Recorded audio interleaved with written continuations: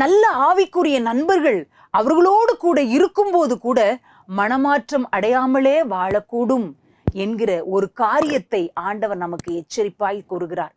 எல்லாமே என்னை சுற்றி நல்லா தானே இருக்கு. நான் ஒரு கிறிஸ்டியன் ஃபேமிலி, என்னுடைய பெயர் ஒரு வேதாகமத்தில் உள்ள ஒரு கிறிஸ்தவ பெயர், நான் ஆலயத்திற்கு ஒழுங்காக செல்கிறேன், ஆலயத்தை கட்டி கொடுப்பதிலே பெரும் பங்கு என்னுடைய குடும்பத்தாருடைய உழைப்பு தான், எங்களுடைய காணிக்கை தான், எல்லாவற்றிலும் நாங்கள் ஒரு ஸ்பிரிச்சுவலா வெளியில பார்க்கறதற்கு ஒரு ஸ்பிரிச்சுவலா இருக்கிறத போல நம்ம இருக்கலாம்.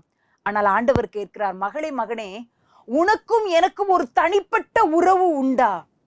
ஆவிக்குரிய வெளிச்சத்தில் வாழ்கிறாய், நல்லதுதான். ஆவிக்குரிய நண்பர்கள் மத்தியிலே வாழ்கிறாய், நல்லதுதான். ஒரு ஆவிக்குரிய குடும்பத்தில் இருக்கிறாய், உண்மைதான்.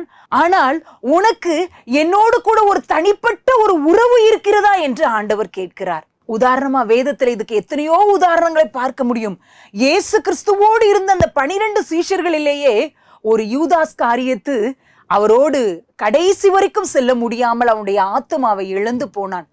அப்போஸ்தலனாகிய பவுலோடு ஊழியம் செய்த சிறைச்சாலையில கூட இருந்த ஒரு தேமா என்கிற ஒரு தேவனுடைய ஊழியன் எல்லா விதமான ஆவிக்குரிய ஆசீர்வாதங்கள், பவுலோடு இருக்கக்கூடிய ஊழியம் செய்யக்கூடிய ஸ்லாக்கியத்தை பெற்றும் தன்னுடைய ஆத்துமாவை அவன் உலகத்தின் பின்னால் செலுத்துகிறவனாக காணப்பட்டு விட்டான். இன்னும் தீர்க்கதரிசி எலிசாவோடு இருந்த கேயாசி என்ற வேலைக்காரன், அவனும் என்ன செஞ்சான்?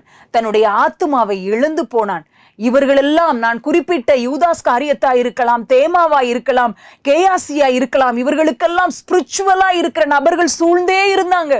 இயேசு கிறிஸ்துவோடு கூடவே இருக்கக்கூடிய பாக்கியங்கள் கிடைத்தும் அந்த நல்ல ஸ்லாக்கியத்தை லோத்தின் மனைவியை போல இழந்து அவங்க ஆத்துமாவை தேவனுக்கேற்ற பலியாக கொடுக்காம இழந்து போனதை நம்ம பார்க்கிறோம். இன்றைக்கு ஆண்டவர் உங்களோடு சொல்லுகிற காரியம் என்ன தெரியுமா?